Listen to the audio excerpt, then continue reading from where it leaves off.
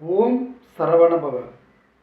முருகப்பெருமானின் வேலானது யாருக்கும் வளைந்து கொடுக்காத வெற்றியின் சின்னமான ஒரு வேலாகும். முருகப்பெருமானின் வேலானது சென்றால் வெற்றி பெற்று வரும், யாருக்கும் வளைந்து கொடுக்காது என்பது அனைவரும் அறிந்ததே. ஆனால் அப்படிப்பட்ட முருகப்பெருமானின் வேலானது தன் அடியார்கள், தன்னை வணங்குகின்ற அடியார்களுக்காக அவர்கள் தன்னை வேண்டி நிற்கும் பொழுது அவர்களுக்காக வளைந்து கொடுக்கும் என்று வேல்மாறலில் வரக்கூடிய ஒரு பாடலில் வருகின்றது. அந்த பாடலுக்கு இரண்டு அர்த்தமாக நாம் எடுத்துக்கொள்ளலாம். அதில் ஒரு அர்த்தம் இதுவாகவும் நாம் எடுத்துக்கொள்ளலாம். வேல்மாறலுக்கான விளக்கத்தை தொடர்ந்து பார்த்து கொண்டு வருகின்றோம். அந்த வரிசையில் 8வதாக வரக்கூடிய பாடல், முருகப்பெருமானை வணங்கக்கூடிய அந்த சிவகணங்களின் பசியை தீர்ப்பதற்காக அவர்களுடைய வேண்டுகோளுக்கு இணங்க வேலானது வளைத்து கொண்டு வந்து அவர்களுக்கு உணவுப் பொருளை கொடுத்தது என்ற பொருளிலும் இந்த பாடல் வருகின்றது. அந்த பாடலானது தளத்தில் உள்ள கணத்தொகுதி கழிப்பின் உண வளைப்பதென மலர்க்கமல கரத்தின் முனை விதிர்க்க வளைவாகும். அதாவது தளத்தில் உள்ள தன்னுடைய ஆட்சியில் இருக்கின்ற, தன்னோடு இருக்கின்ற கணத்தொகுதி சிவகணங்களின் கூட்டங்களுக்கு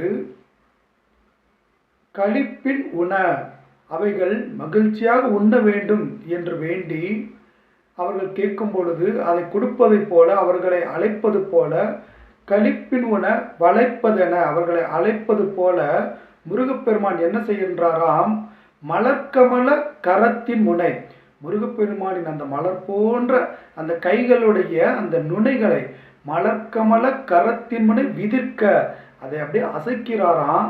அசைத்தவுடனே அந்த வேலானது சென்று அவர்களுக்கு பொருளை வளைத்து கொண்டு வந்து தருகின்றதாம். விதிர்க்க வளைவாகும். அந்த முருகப்பெருமான் அந்த விரல் நுனியை அசைத்தவுடனே அந்த வேலானது சென்று அவர்களுக்கான உணவுப் பொருட்களை வளைத்து கொண்டு வந்து சேர்க்கும் என்று இந்த பாடல் பொருள் தருகின்றது.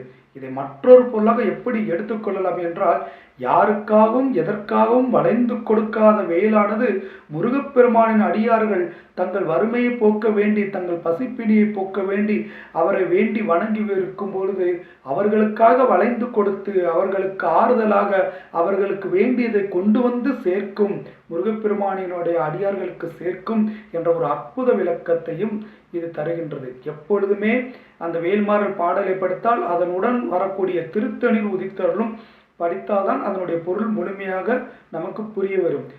கரத்தின் முனை விதிர்க்க வளைவாகும் என்று வருகின்றது. அப்ப விதிர்க்க வளைவாகும் எது? திருத்தணியில் உதித்தருளும் ஒருத்தன்மலை விருத்தனின் உலத்தில் ஒரு கருத்தன்மையில் நடத்து குகன் வேலே. அந்த திருத்தணியில் இருந்து கொண்டு மயிலை நடத்துகின்ற அந்த குகனின் கையில் இருக்கக்கூடிய வேல் இதை செய்கின்றது. இப்படி ஒவ்வொரு பாடலின் பின்னாலும் திருத்தணியில் இருந்து கொண்டு என் உலத்தில் கருத்தாக இருக்கக்கூடிய அந்த முருகப்பெருமான் மயிலை நடத்துகின்றார். அப்படி மயிலை நடத்துகின்ற அந்த வெற்றி மயிலை நடத்துகின்ற முருகப்பெருமானின் கையில் இருக்கக்கூடிய வெற்றி வேலானது இதனை செய்கின்றது என்று ஒவ்வொரு வேல்மாறலுடன் இந்த பாடல் இணைந்து படிக்க வேண்டும். அப்படிப்பட்ட அற்புதமான முருகப்பெருமானின் அடியார்களுடைய துன்பங்களை நீக்கக்கூடிய அந்த வேல்மாறலை படித்து நீங்கள் பயன்பெறுங்கள். 8வது பாடலுக்கான பொருளை நாம் பார்த்திருக்கின்றோம். நன்றி.